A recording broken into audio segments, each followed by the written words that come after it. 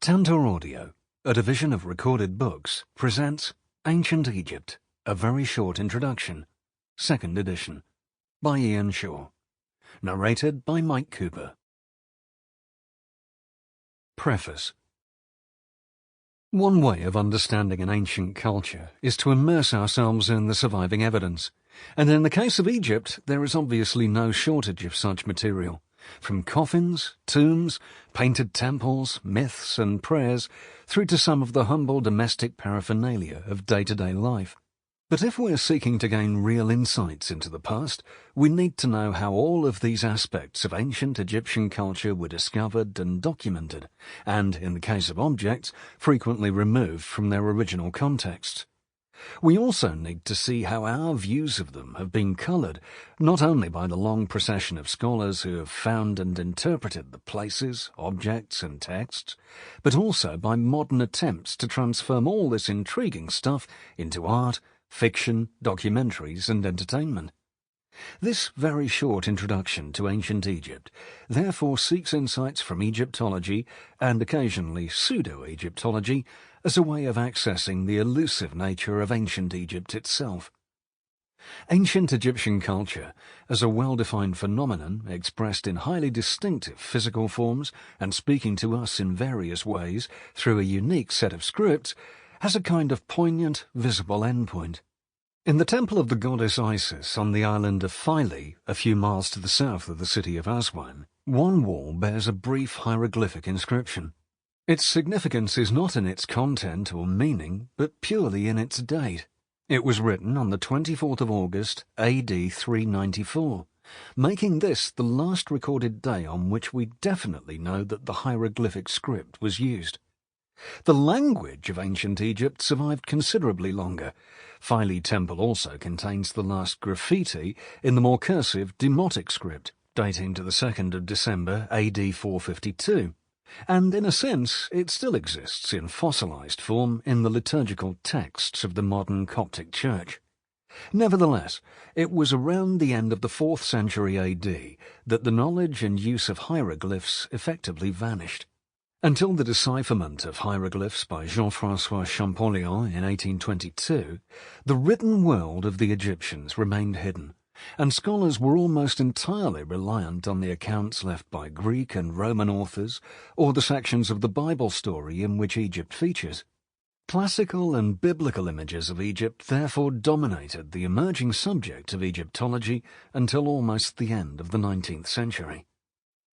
More than 180 years after Champollion's breakthrough, the study of ancient Egypt has influenced and permeated a vast number of contemporary issues, from linguistics and Afrocentrism to religious cults and bizarre theories involving extraterrestrials. This book combines discussion of the archaeological and historical study of ancient Egypt with appraisal of the impact of Egypt and its many icons on past and present Western society and thought. It is intended both to give the listener a sense of some of the crucial issues that dominate the modern study of ancient Egypt, and also to attempt to discuss some of the reasons why the culture of the Egyptians is still so appealing and fascinating to us. As in the first edition of this book, much of the discussion focuses, initially at least, on the Nama palette, circa 3100 BC, outlining its significance with regard to our understanding of early Egyptian culture. Each chapter then takes a different aspect of the palette as a starting point for consideration of key aspects of ancient Egypt, such as history, writing, religion, and funerary beliefs. Within this structure, current Egyptological ideas and discoveries are discussed and sometimes contextualized with more populist and commercial viewpoints, including ancient Egypt's widespread exploitation by modern mass media. In the last 15 years, there have been many developments in cultural heritage and museums in Egypt. Chapter 10 is therefore an entirely new section, discussing, among other things, the archaeological and cultural implications of rapid and significant political change since the so-called Arab Spring in 2011, via the short-lived government of Mohamed Morsi and through to the current regime of Abdel Fattah el-Sisi. Chapter 1. Introduction. In 1898, the British Egyptologists James Quibble and Frederick Green uncovered a sculpted slab of grey-wacke, a greenish-grey slate-like stone, in the ruins of an early temple at the Upper Egyptian site of Hierakonpolis. Unlike the discovery of Tutankhamun's tomb 24 years later, this find would not bring the world's journalists racing to the scene, but its discoverers were almost immediately aware of its importance. Like the Rosetta Stone, this carved slab, the Nama palette, would have powerful repercussions for the study of ancient Egypt, spreading far beyond its immediate significance at Hierakonpolis. For the next century or so, it would be variously interpreted by Egyptologists attempting to solve numerous different problems, from the political origins of the Egyptian state to the nature of Egyptian art and writing. No single object can necessarily typify an entire culture, but the Nama palette is one of a few surviving artifacts from the Nile Valley that are so iconic and so rich in information that they can act as microcosms of certain aspects of ancient Egyptian culture as a whole. The Nama palette. The Nama palette is a shield-shaped slab of grey-wacke, 63 centimetres high, with carved low-relief decoration on both faces, and it is usually dated to the final century of the 4th millennium BC.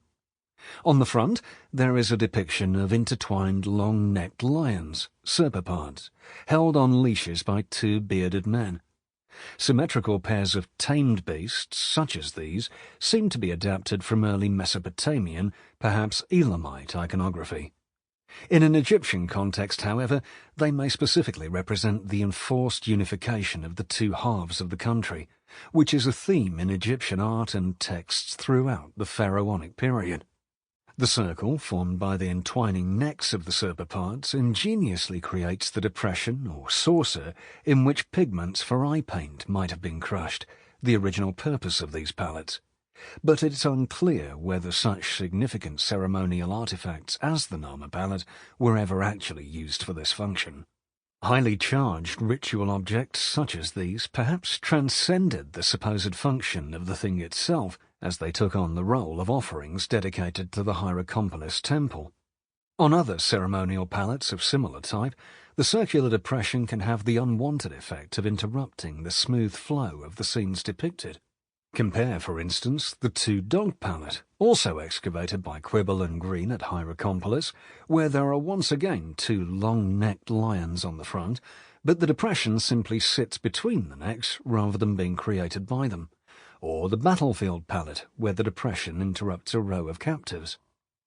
In the top register on the front of the palette, above the two serpopards, the artist has carved the striding bearded figure of an early Egyptian ruler, probably identified as a man called Nama, judging by the hieroglyphs both in front of him and in the serek frame in the centre of the top of the palette, between the two cows' heads. He is shown wearing the so-called red crown, which is first attested on a potsherd dating to the Nakada I period, circa 3800 to 3600 BC, and eventually became connected with the control of Lower Egypt, but whether it had yet developed this association in Nakada I or even in the reign of Nama is uncertain. He is also carrying a mace and a flail, and wearing a tied tunic over his left shoulder with a bull's tail hanging from the waist. The king is taking part in a procession with 6 other people, including 2 figures about half his size, who are situated behind and in front of him on the palette, but are perhaps intended to be regarded as walking on either side of him in reality. These 2 men, both clean-shaven, evidently represent high officials. The one to the left is clearly a sandal-bearer, an actual title held by some eminent royal officials in later times, since he carries a pair of sandals in one hand and a small vessel in the other, while a pectoral or perhaps royal seal is tied around his neck by a cord. A single hieroglyph in a rectangular frame or box is placed behind and above his head. This sign, perhaps being a representation of a reed float, like those used by Old Kingdom hunters of hippopotami, but of uncertain meaning in this context, is usually rendered phonetically as DB3. He also has 2 different signs hovering in front of his head, apparently a superimposed rosette sign and the HM sign that later came to have several meanings, including servant. The official to the right is represented at a slightly larger scale and is shown wearing a wig and a leopard skin costume, as well as possibly writing equipment slung around his neck. He may be identified by two hieroglyphs above his head spelling the word TT, perhaps an early version of the word for vizier. The king and these two officials, along with four smaller standard-bearers, all but one of whom are shown bearded, are evidently reviewing the decapitated and castrated bodies of 10 of their enemies. These corpses are laid out on the far right, each with his head between his legs, and all but one with the severed phallus of the deceased placed on his head. This review of the enemy dead is presumably in the aftermath of a battle or an act of ritual slaughter. The four standards are topped by symbols or totems which are known from later periods, comprising 2 falcons, 1 jackal, perhaps the god Wepwewet, and a strange globular item that is clearly the shed or royal placenta. These standards, taken together, form a group that were later identified as the so-called followers of Horus, or the gods who follow Horus, who had strong associations with the celebration of a royal jubilee or funeral. Above the corpses are 4 signs or images: a door, a falcon, a boat with high prow and stern, and the falcon holding a harpoon. On the other side of the palette is a much larger, muscular, striding figure of Nama, this time shown wearing the conical white crown of Upper Egypt, along with the same tunic tied over his left shoulder and the bull's tail hanging from his waist, as well as fringes ending in cows' heads. On this occasion he is accompanied only by the sandal-bearer, behind him or to one side, depending on how we interpret the use of perspective here, while he smites an enemy with a pear-shaped mace held up above his head. The mace is held slightly oddly, halfway up the handle. The sandal-bearer is again shown at just under half the size of the king, although the ruler's tall crown makes him tower even more over the rest of the figures in the scene. Once more, the sandal-bearer has the rosette and HM signs by his head. The king is gripping the hair of the captive, whose facial features seem Egyptian rather than Libyan or Asiatic, and the latter has 2 ideograms floating to the right of his head. These 2 small images are presumed by most Egyptologists to be the early hieroglyphs for harpoon and lake, which would either phonetically spell out the foreign name wash, or refer to someone whose name, title, or even place of origin was actually Harpoon Lake. It seems likely that the falcon holding a harpoon, depicted as one of the group of enigmatic signs above the decapitated bodies on the front of the palette, is also communicating the idea of the defeat of Wash, Harpoon, by the king in the guise of the Horus falcon. In front of the king and above the captive, the falcon god Horus hovers, holding a schematically rendered captive by a rope attached to the man's nose. This captive has 6 papyri protruding from his back, and it's been suggested that this identifies the rebus as 6,000 captives, on the basis that each of the papyrus plants already signifies the number 1,000, as they later would in the pharaonic period. An alternative reading is that this group of plants is an iconographical reference to the homeland of the captive, which might have been the papyrus-filled land of northern Egypt. It's possible that the harpoon and lake signs may be intended to refer to the king's captive as well as to the one held by the falcon, so that both may actually be the same person or people. In the lowest section of this side of the palette are 2 prone naked human figures, who are presumably also intended to be either captives or dead enemies. Each of these has a sign to the left of his face, and both of their bodies are twisted so that their faces are pointing leftwards, that is, in the same direction as the earlier 2 captives, and in the opposite direction to the king and the sandal-bearer. The visual appearance and the very complex content of the Nama palette's decoration have been the subject of constant discussion ever since its discovery. The style of the images and the identification of the king as Narmer demonstrate that it was created at the end of the 4th millennium BC, when many of the most distinctive elements of Egyptian culture were emerging and Egypt was essentially moving from prehistory to history. The images already incorporate a number of highly charismatic features of pharaonic art, such as the arrangement of the picture into a series of horizontal registers, the semi-diagrammatic depiction of people and animals as a combination of frontal and sideways elements, and the use of size as a means of indicating each individual's relative importance. The latter is very much the iconography of power. In a cross-cultural study of the palette, the Canadian archaeologist Bruce Trigger points out that the specific Egyptianness of the smiting scene can be counterbalanced by various aspects of the iconography that seem to be universal. Noting the obvious contrast between the king's elaborate regalia and his virtually naked victim, he cites the stele of vultures, excavated from the ancient Mesopotamian city of Girsu and now in the Louvre. Early Dynastic III period, circa 2560 BC, on which the local god Ningirsu wields a mace over a group of naked enemies trapped in a net. In a further parallel to the Narmer palette's iconography, the other side of this stele portrays Eonatum, the Ensi, ruler of Lagash, trampling defeated enemies underfoot while vultures devour their severed heads.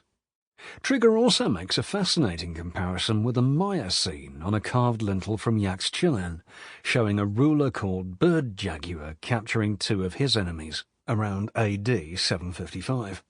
In the Maya scene, the richly clothed triumphant warriors contrast with the semi-naked defeated rulers, one of whom is held by his hair.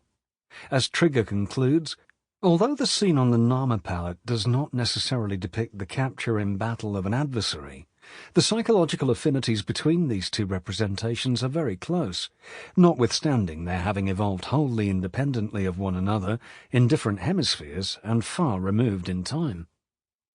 This comment might be applied in some respects to Egyptian culture as a whole, where we find ourselves constantly veering between the thought that they're just like us and the alternative view that they're also very peculiarly and distinctively Egyptian. As Barry Kemp says in Ancient Egypt, Anatomy of a Civilization, much recommended as a longer introduction to ancient Egypt, I'm trying to be an objective observer, examining evidence from ancient Egypt as if I were a botanist looking at species of ferns. Yet I can only make sense of the evidence by accepting that I myself am a part of it, and how I join up the fragments depends on the fact that I am human too, living within my own cultural sphere. There is no clear and absolute answer as to where the line should be drawn between too much empathy and too little. If the attraction of ancient Egyptian culture is its combination of exotica and familiarity, the role of the Egyptologist seems to be to use the available archaeological, visual and textual sources to distinguish between, on the one hand, aspects of life that are culturally specific either to ourselves or to the ancient Egyptians, and, on the other hand, key characteristics of humanity and behaviour that transcend place and time. This is, of course, not the only reason for studying the civilization of ancient Egypt, although it is this kind of mindset that constantly challenges us to view Egypt not in isolation, but as one of many human cultural responses to particular environmental and historical conditions. What is ancient Egypt? The earliest known Egyptians, if we can call them this before Egypt existed as a cultural or ethnic phenomenon, are attested in Paleolithic northeastern Africa in circa 400,000 BC. The first evidence of tools takes the form of long stone hand axes, but the earliest actual human remains, the body of a child found at Taramsa Hill in southern Egypt, are about 55,000 years old. Between these two dates, that is 400,000 to 55,000 BC, Egypt passed through the long lower and middle Paleolithic periods of human prehistory. The presence of early hominins, initially Homo erectus and later Homo sapiens, is attested by scattered stone toolkits surviving in the eastern part of the Sahara, now occupied by Egypt. These hunter-gatherers survived through long periods of hyperaridity, alternating with much shorter phases when wetter conditions prevailed. For example, stratified deposits at the site of Sodmain Cave, located in the Central Eastern Desert, show occupation from the Middle Paleolithic to the Neolithic. During the Mesolithic period, circa 10,000 to 5,000 BC, a number of semi-nomadic cultures inhabited the immediate area of the Nile Valley, relying on hunting and fishing for their subsistence. Finally, from about 6,000 BC onwards, the climate of northeastern Africa became gradually wetter, encouraging the development of more settled communities along the Nile, primarily relying on animal and plant domestication. Excavation of these semi-permanent settlements, such as Wadi Kubania in the Aswan region, have revealed intensive evidence of plant processing in many domestic settings. By the beginning of the 4th millennium BC, settled communities had emerged at the northern end of the Nile Valley. Rainfall was, and still is, very low throughout the region, so the rich agricultural land of Egypt was watered by the river's annual flooding or inundation, which deposited new layers of fertile silt along the riverbanks.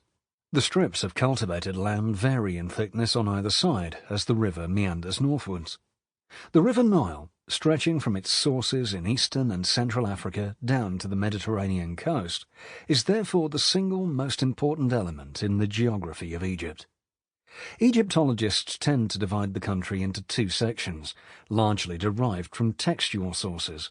First, Upper Egypt, the southern part, consisting of the land from Wadi Halfa to Cairo, and second, Lower Egypt, in the north, where the Nile fans out into several branches, forming a large and fertile delta before disgorging into the Mediterranean. The textual sources also suggest that ancient Egyptians called their country Kemet, black land, referring to the black fertile soil, in contrast to the surrounding Deshret, red land or desert. Within this geographical setting, a sophisticated culture steadily emerged. The archaeology of pharaonic Egypt spans 3 millennia, circa 3100 to 332 BC, and encompasses a diverse body of artifacts, architecture, texts, and organic remains.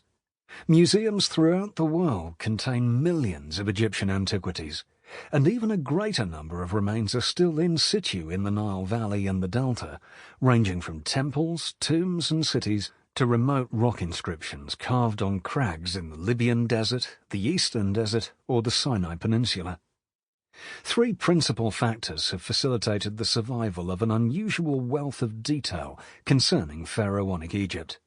First, an elite group's penchant for grandiose and elaborate funerary arrangements. Second, suitably arid conditions of preservation.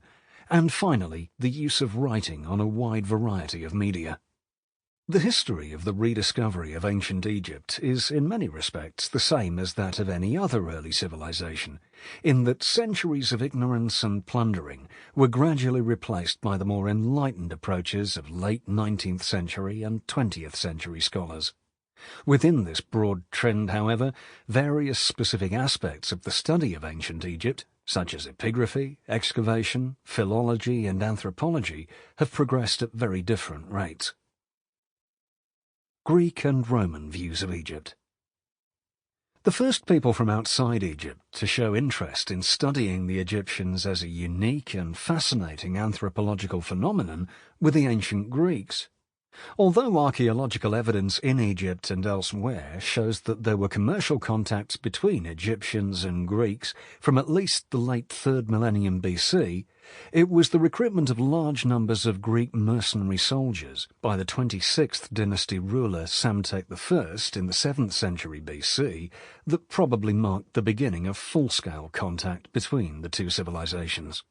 Between the 5th century BC and the 2nd century AD, numerous Greek and Roman scholars visited Egypt, and the accounts that they gave of their visits provide our first real verbal and intellectual view of Egypt from the outside.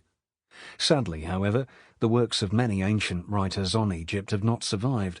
One major reason for this was the burning of the library at Alexandria in 47 BC, and then again in AD 391, when 700,000 works, including Manetho's 36-volume History of Egypt, were lost. The best known and most informative ancient Greek visitor to Egypt was, of course, Herodotus of Halicarnassus, the traveller and historian. His 9 volumes of histories were written between 430 and 425 BC, and the second book is entirely devoted to Egypt. Herodotus is the earliest major textual source of information on mummification and other ancient Egyptian religious and funerary customs, and he attracted numerous later imitators, including Strabo and Diodorus Siculus. His travels in Egypt may have extended as far south as Aswan, but he gives no detailed account of Thebes, concentrating mainly on places in Lower Egypt. He seems to have relied mainly on rather low-ranking Egyptian priests for his evidence, but his astute observations included the identification of the pyramids as royal burial places. Herodotus not only provides a great deal of ethnographic information on 5th century Egypt, but also gives us a version of Egyptian history for about 200 years of the late period, from the reign of Psamtik I, circa 650 BC, to the date that Herodotus visited Egypt, circa 450 BC, by which time Egypt had become a satrapy in the Persian Empire.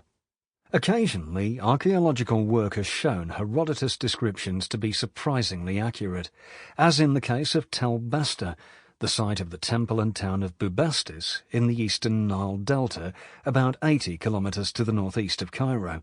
In 1887-9, Edouard Naville's excavation of the main monument at the site, the red granite temple of the cat goddess Bastet, confirmed many of the architectural details of the Greek historian's report. Indigenous Egyptian texts of the 5th century BC, although quite extensive, are to a large extent full of stereotyped, obsolescent material that cannot be regarded as reliable in modern historical terms. Herodotus, however, is not without his own problems, and arguably presents a view of Egyptian history that has been deliberately fashioned to suit Greek tastes and ideas. Not only that, but it was demonstrated in 1887 by the German philologist Hermann Diels that Herodotus was extensively plagiarizing the work of his illustrious predecessor Hecataeus of Miletus, who is known to have visited Egypt in about 500 BC. It has consequently been argued that Hecataeus deserves at least some of the credit for developing the basic intellectual framework that characterized Herodotus and most later Greek authors writing about Egypt. Some Greeks were in the Nile Valley purely for commercial or military reasons, or just passing through, and these individuals have left behind some of the earliest tourist and pilgrimage graffiti on the sites and monuments that they visited. One of the best collections of this kind of graffiti is on the northernmost of the Colossi of Memnon, 2 colossal statues that stand in front of the remains of the 18th century mortuary temple of Amenhotep III on the west bank at Thebes.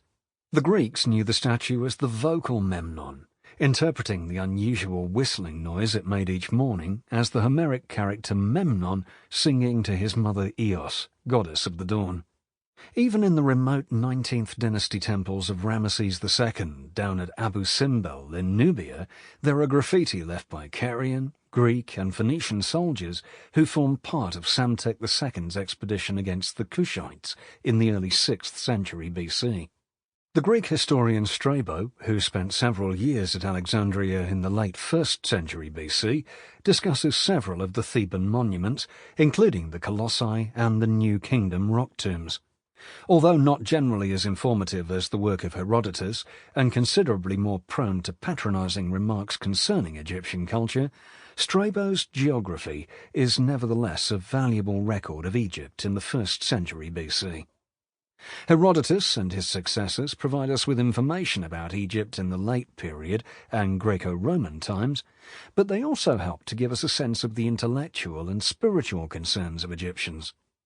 Although the Greek and Roman writers frequently seem to have been wrong in their assessment of the Egyptians' religion and philosophy, their reactions often involve the same kind of complex mixture of responses that are evoked in many modern researchers. The Bible and Egypt. There can be no doubting the presence of Greeks and Romans in Egypt, but attempts to correlate biblical narratives with the Egyptian textual and archaeological record have often been distinctly problematic.